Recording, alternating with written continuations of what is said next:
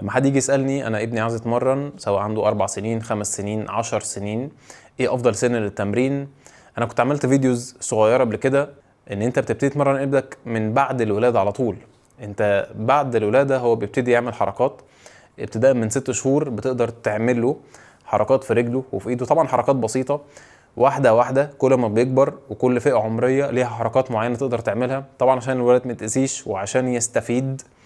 كل الالعاب اللي بيلعبها وهو صغير، ان هو يبتدي يطلع على حاجة ويبتدي يمسك فيها، انه يبتدي يشد حاجة قصادك وانت تبتدي تشدها منه، انه يبتدي يتمشى، انه يبتدي يحبي، كل دي لازم تعتبرها تمارين، لان هو في الاخر بيحرك عضلاته وبيحرك جسمه.